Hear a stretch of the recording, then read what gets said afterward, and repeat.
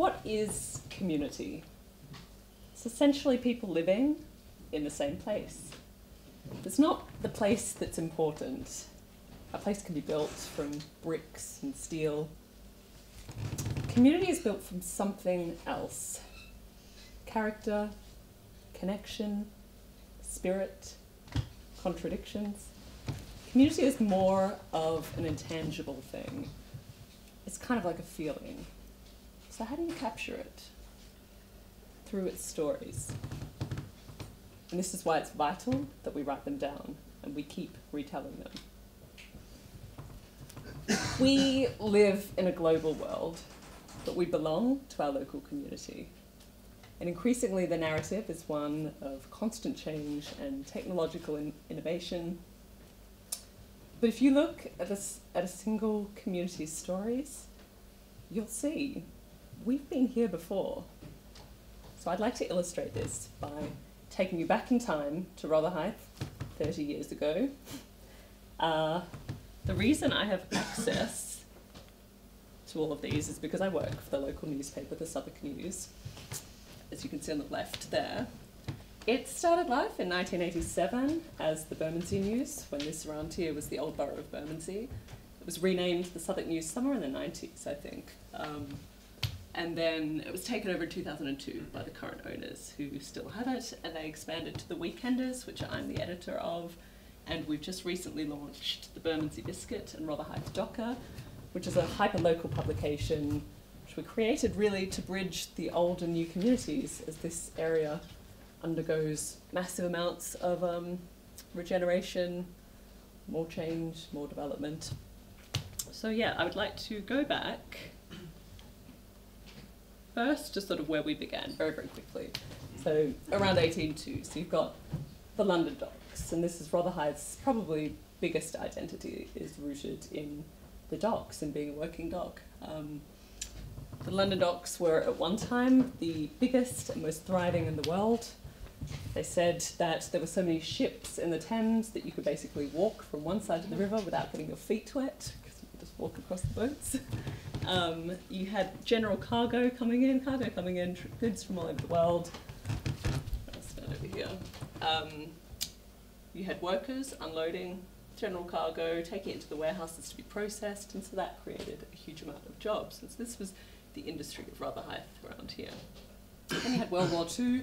This area was massively bombed during the Blitz. A lot of the infrastructure was ruined and never really recovered. And then you had this, the containerization in the 70s, and this is what ruined the docks. This spelled the end. This is not to be mistaken for containerization now, which is hipsters making cafes in shipping containers. So yeah, this was, now they could transport goods in these shipping containers. It was cheaper, it was faster, they didn't need workers to manually unload all of this stuff, so that was really, the docks was on its way out. So by 1980, the docks of Rotherhithe, all the London docks were closed, that was it. So Rotherhithe becomes derelict, it's just a wasteland around here, there's unemployment, high unemployment, lots of crime. Most of the housing is council housing, council flats, there's no commercial infrastructure, so there's not even a bank to rob if you wanted to, if you were so inclined. But one person was to change all of this. And it wasn't Bob Hoskins in the Long Good Friday, it was Margaret Thatcher. So it was under her leadership that the government created the London Docklands Development Corporation, the LDDC. And they were charged with regenerating the London Docklands. So this was what was to change it all. The LDDC built Canary Wharf. What else did they do? The DLR, London City Airport, the Excel Centre, and around here, Surrey Quay Shopping Centre. That was a thing that was big news at the time. LDDC building, building the shopping centre. Now what have we got here? So yeah, this is where we begin our story. This is now, we're at the end of the 80s. We're in 1987 when the Bermondsey News was launched. What were the stories at the Times? First one, 1987. I don't know if people remember the Great Storm of 1987. This was the big thing people were talking about. Southwark Park was shut for the first time in living memory. They've described it here. The beautiful park currently looks like a war zone with the remains of magnificent trees uprooted throughout the area. I want to say that if you're ever interviewed by a newspaper about something bad, just always compare it to a war zone, because that is, no one cares how inaccurate that is. Because there is not a war zone that just has uprooted trees, unless it's like a landscape gardening wall. Yes, that was that. We're going back now to a story that plays out a lot throughout all of the 80s and 90s, and this was the universal David and Goliath kind of story. So you had your little market trader down the Blue. This is Southwark Park Road, where the markets were. Everyone had been shopping there. And suddenly there's news that LDDC are opening Surrey Quay Shopping Centre. So everyone's worried that this will spell the end for this industry, for these markets.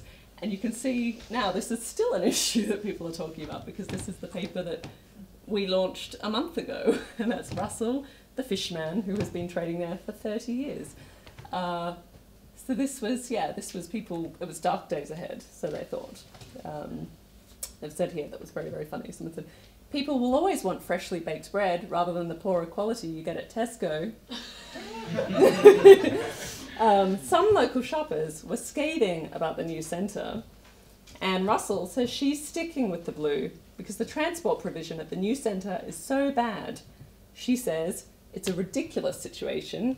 Sure, we can get a bus right to the door of the centre, but there's no help in getting back. This is apparently in the 80s, they only had one-way bus systems. And you were like, we'll get you there, you get your own way home. So yeah, generally people were not open to this new big shopping centre moving into town, you know, ruining their small businesses. They were like, you know what, we are sticking by our market traders. We don't want any part of your shopping centre, Surrey Quays. And then 1 week later, shopping madness. They went crazy for Surrey Quays Shopping Centre. They bloody loved it. The opening of the new centre has seen hordes of eager shoppers itching to part with their money. Last weekend, they battled to get into the car park, queued to get shopping trolleys, stormed through the aisles, clearing shelves, staggered out of the doors, clutching masses of goods. And then it says later on, shoppers are riding the crest of a credit card wave, with some shops in the centre reporting that over a third of goods are bought using credit cards. I don't think that's going to last. Okay, what else are people talking about? So it wasn't just that Surrey Quays was a whole new way of shopping, it was also adding a cosmopolitan sort of appeal to the landscape. So you can see here, it says, I don't know if you can see underneath this, dolphins add an arty touch to the new waterside centre. They did, for 1988. Surrey Quays, the revolutionary new doors at the entrance to Surrey Quays. This was suddenly they had doors that went in a circle. It's a pretty big deal. Another talking point, which I'm sure anyone who lives around here will know, the Southwark Park Fair. It's now called the Bermondsey Carnival, I think they call it. This is kind of the council's on again, off again. They talk about this a lot. It's either cancelled or it's on. It's cancelled or it's on. People complain the council have budget cuts, and yeah, it's just kind of their Ross and Rachel, it's on again, off again. And that was still happening in 1989, that was. It's a new tube. They finally got public transport here that worked, so Anne could get her bus one way and get the tube home. So this was, yeah, Bermondsey Tube, Canada Water. That was that expansion coming. Bermondsey and Rotherhithe were getting their way into the 21st century. One of the biggest issues, LDDC. They just remained kind of a villain in the Rotherhithe community story.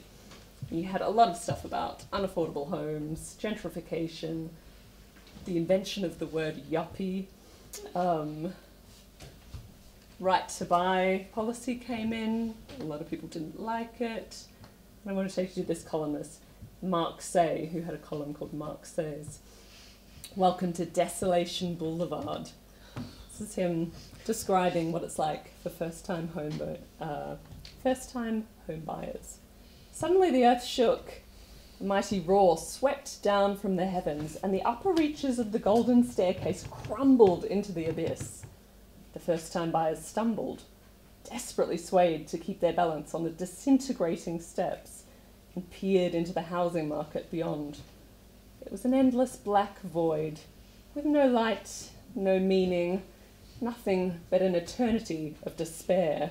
It's a bit dramatic. Later he says something here when, this is good. When the LDDC decided to gentrify Docklands, it created a momentum for high-cost flats and houses. Some local people got in on the act, largely due to concessions aimed at sweetening the LDDC's image. That's, he's referring to Thatcher's right to buy policy there. But as prices went rocketing into the six-figure bracket, it became clear that the market wasn't aimed at the locals. The market was aimed at a bunch of aspiring Gordon geckos from over the river. There's a very 80s insult there. It also kind of makes me think, if all the Gordon geckos bought in Rotherhithe, where are they now? Like, why are we not seeing these middle-aged kind of Michael Douglas characters carrying on around? What have I got next? This was interesting. Albion Street, I'm not sure how many people live locally. This has always kind of been a strange spot, and it was another one that they were worried about Surrey Quay Shopping Centre ruining basically a local high street. This is more a question of discoverability, which we still use today, I guess. And so the shop traders were asking LDDC to give them signs so people could find them, because they were worried that that was the reason people weren't shopping there. I don't know that it is, but, you know, it's still kind of a thing. I guess that's sort of like today, how you've got Amazon and we exist in our small worlds and things are pitched towards us, and this was the same sort of thing. People were now going to Surrey Quays, or they were going to their market trader that they knew, but did they know about this? You know, and so this was the paper trying to kind of give it some publicity there and get people to know their local area, and that continues to be an issue. But Mark says here again, complaining, but this was good because he was talking about council meetings being boring, and again, this is why you need a local press, because civilians generally won't go to a housing meeting, a district housing meeting, which he describes as thought-provoking as 362 episodes of Neighbours. Really specific in that, but again, Neighbours was big. So it just shows you, this was 1989. People hated going to council meetings. They thought they were boring. It still generally is the case. So we're at 1989 now. What were the police up to? A porn swoop. So you're in the 80s, you've got video, and what's going to emerge from that? A black market, of course. And this is the rise of the mail order video pornography rink. What they were cracking down on there. There's the head of Scotland Yard's obscene publication squad, Les Bennett, who ordered swoops on Bermondsey homes. And, you know, there's clearly a market for this, but not on Scotland Yard's watch. You know, they are going to stop this. You know, we're looking at a large quantity of videos, some of which depict bizarre sexual activity, and they make it very clear that they are not going to stand for this. Because some of the tapes are homemade, officers will have to spend hours sifting through them. No union strikes that week. We are busy. This I liked because I thought it was so timeless. They did a survey and printed it of 40 things we like about Bermondsey, and they're referring to, they in those days referred to Rotherhithe and Bermondsey as often interchangeably, or they called Rotherhithe downtown, the part up to the peninsula, and 20 things we don't. And this shows how timeless it is. I mean, some of the things they include on the like list is Manze's Eel and Pie Shop, Southwark Park, Any Season, Any Time, the Mayflower, Good Beer, Good Company, Happily Unmodernised, Borough Market, Southwark Cathedral, Tower Bridge, the prettiest piece of engineering in London, yes, next to Brunel, of course, What else have they got here? The Old Kent Road on a Saturday night is a strange one. I don't entirely understand that. Russia Dock, Woods, Millwall, though we need a few more wins. And the things we don't like. Queues, house prizes, answering machines, the current state of the Labour Party, yobs who smash bus shelters, and empty homes, whether owned by the council or property. That's exactly the same. That has not aged.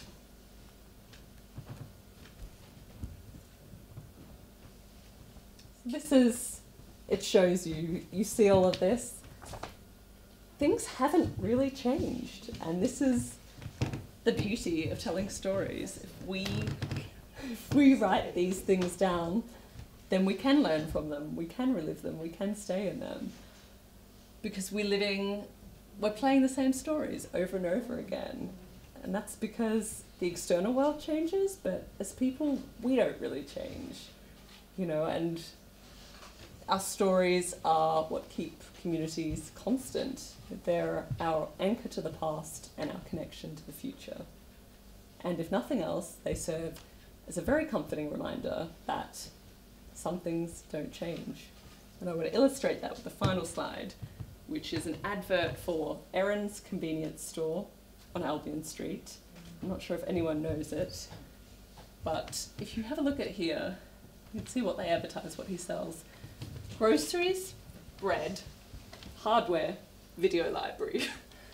And I guarantee you, if you stop by Erin's on the way home right now, you will be able to find all of those things. You can get a pint of milk, a drill bit, and a VHS of Wall Street, all under one roof. Who would live anywhere else? Thank you.